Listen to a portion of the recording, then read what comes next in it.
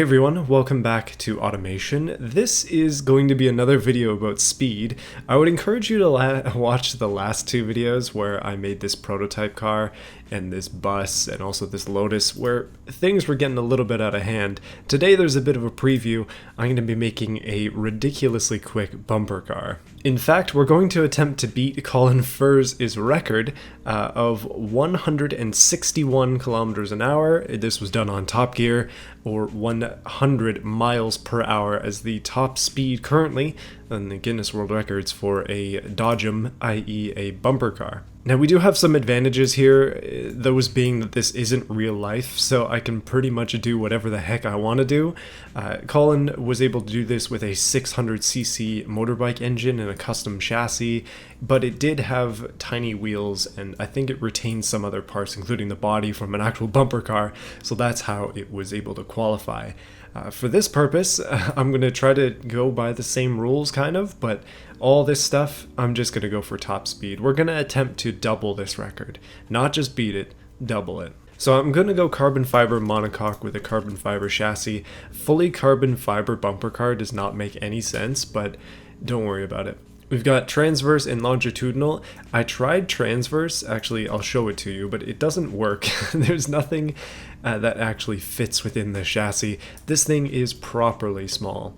And you can see the wheels as well are really tiny, so that is probably going to be the biggest challenge in terms of getting a ridiculous top speed, is just having super small wheels. So time for a new engine. So Colin's car, well, it's not really a car, it's almost a motorbike with a bumper car frame, made 100 brake horsepower. I'm going to attempt to beat that. So the problem is with the transverse, even picking the smallest engine in the game, say we want to go all-wheel drive, I'm just going to shrink this as much as possible and make the tiniest engine possible, it's still too long. Like, that's an i3 and it's too long.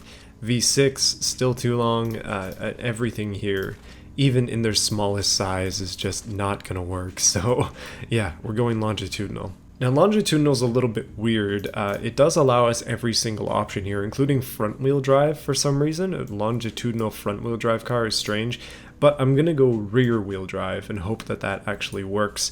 The wheel spin might be a little bit out of control though. So the thing that matters here is we can pretty much build a long engine. It just can't be very wide in the current chassis. There's going to be no space for somebody to fit, but it doesn't really matter because I've got a 0.6 liter inline 6 coming right up. So the idea is, I mean, we could do an inline 3 and then make it bigger, but I think what's going to happen is we can definitely make more power with a similarly sized inline 6. So that's a 0.4 liter, which is tiny. That's even smaller than the motorbike engine that he used. But if we go for an inline 6, we can still fit that in, and we're 0.85 liters instead. So that's a decent amount more. I mean, it's true, there's no replacement for displacement. We need this displacement and also a ton more cylinders to get this power going. I'm curious though, because weight is going to be a factor. I don't think we're going to have much trouble beating this, especially once we break out the turbos, but maybe i4 will be better. We'll see. I'm just flying through this because I'm going for a no-holds-barred engine here, basically just giving it every single thing that I can that'll hopefully improve it, including 2 turbos with Smart Boost, and I've heard from the comments that no intercooler makes a big difference in terms of power, so I'm curious to see if that'll help. We're going variable geometry ball bearing turbos, and yeah, we'll get that preset going in a bit. Basically just giving this the absolute best engine that I can considering the circumstances, including methanol fuel. Turbo race headers. Yeah, this might be the most whack bumper car on this earth. Usually they're pretty slow. Not the case anymore. Okay, it makes 145 horsepower without any turbo tuning, and I'm betting I can do a lot better than that. Very quickly, I'm just going to slap a race preset on. That's 32 horsepower.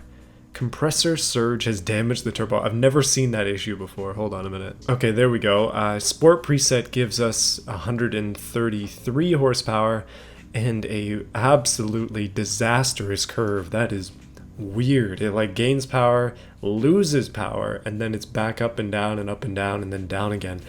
What on this earth? And you can see there, no intercooler actually does give more power. We're up to 150 without it, which is crazy. And then I'm just gonna go through some of this stuff. High RPM is probably not gonna be a problem. This engine is tiny.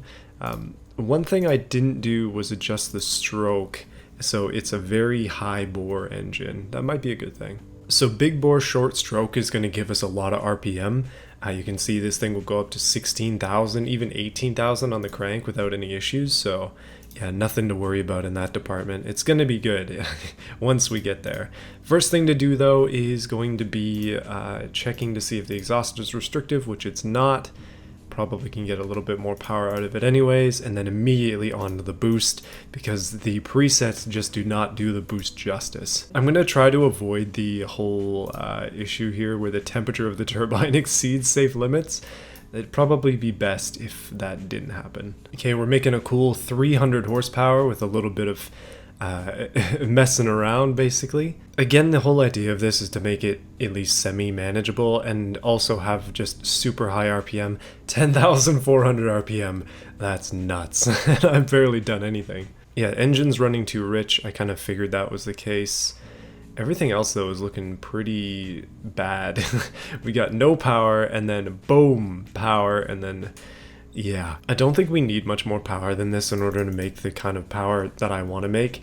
One thing that is kind of funny is the turbos are very awkwardly matched right now. The compressor size is actually really tiny, but I'm wondering if I increase that, if we can just gain some pure power perhaps. You can see the graph is, well, the turbo lag is getting worse is basically what's happening. And when we make them full size, we basically just have exactly the same curve as we would if it was NA, because yeah, this engine is tiny and it does not need that big of a turbo. I mean, we could just make more horsepower, but it's only going to be at the max. So yeah, I figure a more linear curve is better, and I'm struggling to get back to it. By the way, I do actually intend to go back to the 10,000 horsepower engine and do some of the comments, or some of the suggestions, I guess, that people have given. It should be kind of fun to see if we can get more than that. I hear 11,000 is possible. Maybe we'll get there, just maybe. Okay, that's a cool 370 horsepower, and I just kind of figured that that should be good enough. 10,500 RPM and a bit of a ripping engine. I'm hopeful that that is enough to propel us to 320 kilometers an hour. I kind of think it will be, but let's just move forwards here. Big boy engine has got to go into something. Alright, 370 horses with a car that has wheels that look like this. Probably not going to go over well. I'm going to try to make them as wide as we can without them sticking out too much. Obviously they're going to be really tiny, so that's just par for the course here. On to the paint and stuff. Red is actually a great color. I'm going to try to style this very roughly off of the actual record car, and we'll see how that goes. But first, you know I'm curious. Let's do all-wheel drive. I was going to do rear-wheel drive, but at this point, I don't think it's going to have any traction, so all-wheel drive it is. And maybe just a manual transmission. I want to go, more ratios would be higher top speed. And then this, 364. That is pretty much exactly where I want to be. Now we just have to be careful about adding too much weight to potentially bring that down. So maybe rear-wheel drive would give us better? Oh yeah, 382. Let's try it. We'll see what happens. Oh man, the tire size is gonna be basically nothing. Let's make these as wide as they can be and hope for the best. So the car has a bit of adjustment. I decided to make it shorter because it goes up and down, and also longer in the length here because the engine looks really, really awkward on the inside of this thing. That is very strange. I'm gonna hide the chassis and the engine, I think, just all that stuff, and we'll just have a body moving along because otherwise, I don't know, it's probably not gonna work very well. This is one of those bodies where it might not steer unless we have a specific front suspension, and I'm a little bit worried about that, but I'm hopeful that we won't need any any messing around. If I have to come back into automation and change it or go to the Steam page and read the mod, I will. Okay, temporarily back to fixtures. Let's do some cool stuff with this. I don't want to get too crazy, but I do want to try to make it at least look reasonable. It's supposed to be fast, so let's make it look fast. Ah, man, it's so small that it's hard to put anything onto it. This might be a bit of an issue. Okay, it looks like it's staring directly into my soul. This is probably not the best start. How would you realistically cool a 370 horsepower engine inside of one of these things? Like, that's one of those questions that remains unanswered. And will continue to remain unanswered because I don't have an answer. Yay! Alright, front end is looking special. I am going to try to put a Stig in there as well because at this point we might as well. Let's hide the chassis, let's hide the engine, and yeah, I made the wheels a little bit bigger. We'll see that soon. You know what this thing really is, right? It's a Bugo in disguise. Let's actually put the newer, less noticeable logo on there, and I put a little bit of chrome trim around it, trying to disguise the fact that it's ugly as heck, and it's time possibly to put a badge on the front as well, not just this, but like some chrome accent stuff. M Performance, yes. STI, yes, that's what we need. Inputting the Stig, hopefully he fits. Probably won't fit. Not that bad actually. Feet are kind of hanging out the bottom. Just a little bit. That's not bad. I think I'm gonna leave him. I'm just gonna tilt him slightly backwards so his feet don't hang out the bottom as much. Yeah, it's perfect. The chrome Stig is ready for business. They're basically a Terminator, but I'm alright with it. If there were racing helmets, that would be even better. I'm not sure if there are. A while ago I had a collection of hood ornaments somewhere, and I can't remember where it happens to be. So that might be lost to time at this point. I'm just gonna have to make my own. Instead I have guns. I'm just gonna give it like a Formula 1 style steering wheel because I figure that's probably good. This guy needs some way to steer this absolute rocket ship. Okay, I'll admit this is a little bit of a half-done recreation, but I've tried to add a few little details here and there just to make it more interesting. Mostly just to make it look like a Dodgem. Basically, ignore the STI symbol. Other than that, it's supposed to be semi-realistic. I even put the little electricity grabbing thing. It completes the circuit so the thing can drive. Those are fun, but for now, it's just as it is. I'm thinking numbers and stuff, but at the same time, I just want to leave it pure and simple. So let's move on. So last time you saw me messing around with this thing, and since then, some things have changed, including the fact that it does 0 to 100 in 2.3 seconds. That is ridiculously quick. Wheel spin is 37%. Wow. I'm just gonna quickly go add all-wheel drive back on. Yeah, 34%, that's a little bit better, but it's not great. It's kind of because most of the weight is in the front. It makes a big difference with this. Top speed is estimated to be 425, which is perfect. That's definitely in the limits that we need here. And I think that's going to be good enough if I can get these brakes sorted. Having longer gears is honestly just a necessity to try and fix the wheel spin issues, because having it down to 33 like this drops it from 30-something% to 20, so that's a lot better. Plus, this being a manual, I can just start in 5th or like 4th maybe, where the wheel spin isn't much of a problem. Basically 4th there, 5th, 6th, and 7th, not too much of a problem, so as long as we don't get into boost right away and blow the thing up, we're probably going to be fine. I'm curious as to see, oh wow, it only weighs 350 grams or kilograms. So I basically ran through, and in terms of the interior and stuff, I just gave it the lowest possible stuff that I can. Fully optimized under tray, just trying to give it something, but there's nothing else in here. It's very Spartan. I want to add this, and I think I'm going to, just to keep it alive. Drivability is not bad. Sportiness is a bit of a problem, and the cornering is nuts, 1.42G. But having ESC has fixed our wheel spin issue, which is excellent, and the weight distribution, I think we should try and put it a little bit more to the rear, actually. That might make things worse. So unfortunately, the wheels are size 10, which is extremely small, and that means the brakes are minuscule. I'm going to have to increase all of this stuff, and it's still suffering from fading. Yikes. These are the biggest pads, or biggest rotors that I can get, and so that seems to be the problem. Honestly, the piston count doesn't really matter. It's all about the size of the rotors in this case, and they are just way too small, so it's not going to stop well. It doesn't matter, we're just trying to go fast. Okay, so all that, and we're right back where we were before. Not much has changed. Just gotta hope for the best and hope that this weight distribution and such works out properly for me. It's not very pleased with my overall ideas, but you know what? I don't really care as long as it works. The biggest thing is probably the wheel size. Again, I tried to make them bigger, but they're 210 and 200 right now. We can't bring them in any, and it'll ruin the look if I make them any larger. They'll stick through the side wall of the bumper car, so down you go. All right, let's see if the bumper boy can do it. It's time to dodge some haters and I guess beat a world record. I think it's going to do it pretty easily. This has almost 4 times as much power as the Stig had with his, so come on, Chrome Stig, let's see if we can do this. Oh yeah, I am going to turn off experimental aerodynamics. Somebody had said that that might be messing with the heat portion of things, so off it goes, but I am going to still force unbreakable fixtures. So I have some great news. It doesn't actually do anything. Take a look at those errors. As soon as I pause, it does that.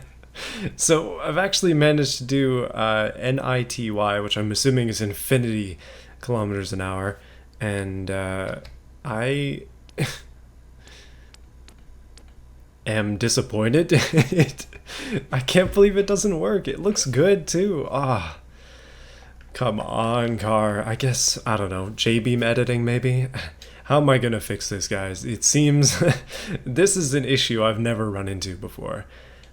So I'm gonna try to re-export it, maybe this time without indestructible fixtures, and we'll see if maybe that fixes it. Because right now, she's screwed. Come on, let's go. Let's see if it works.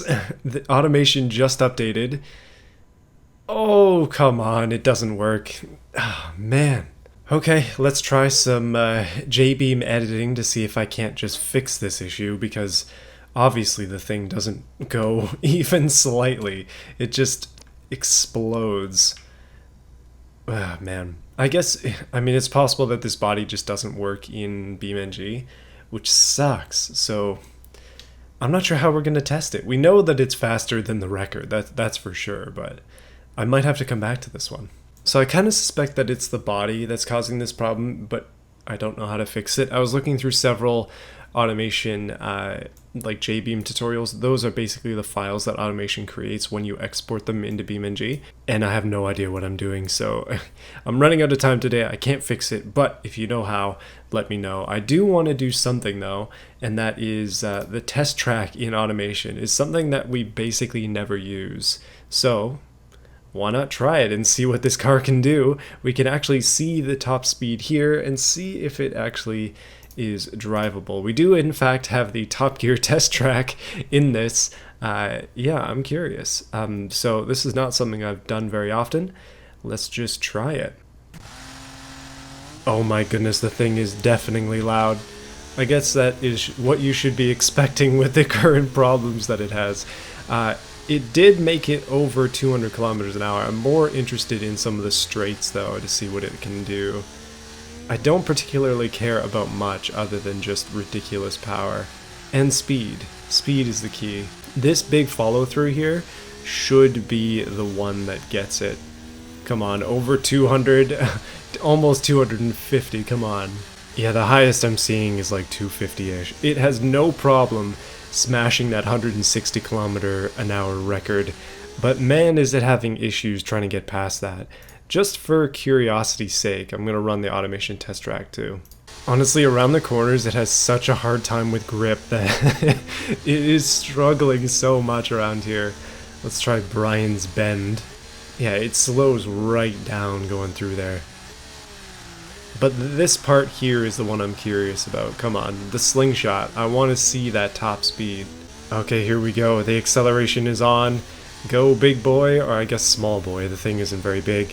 And it's cresting. Come on, 320. No, yes! Okay, we doubled the record, at least in automation itself.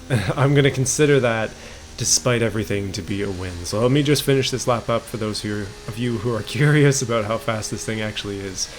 And yeah, we'll talk about it. Well, not bad. That's a minute 59, and overall a decent time, I guess. I have no idea what a fast time is on this track. I'm disappointed in this thing. I was hoping that it would actually work, but apparently not. Something down to the body just not functioning properly, which sucks, but that is what it is. Hopefully, if some of you know how to fix it, we can give it a real test run in BeamNG next time, just out of curiosity. But for now, guys, that's going to be it. Thank you for watching. Hopefully you enjoyed this despite a little hiccup at the end, but I think we still kind of got where we're supposed to go, just maybe not with any practical testing. It has proven to double the record, so Colin Furze, if you're watching this, quad the horsepower in that thing and try it again. I figure it's probably going to do better. Just a little bit. But anyway, thank you for watching. Hopefully you enjoyed this video. Let me know what you thought of it in the comments, and I'll see you again next time. Big thank you to those who have chosen to support this channel. There are 15 of you now, which is great. Yeah, I appreciate it a lot. We've got Overlord, QT Bear, Terry01, GA Pope, Davis Heister, The German Dude, Nat64, Sin Lab, Goofy Plays, Badger, Phoenix Shark, and Baja Blast. Thank you everybody for your support. I do appreciate it. I'll see you again soon.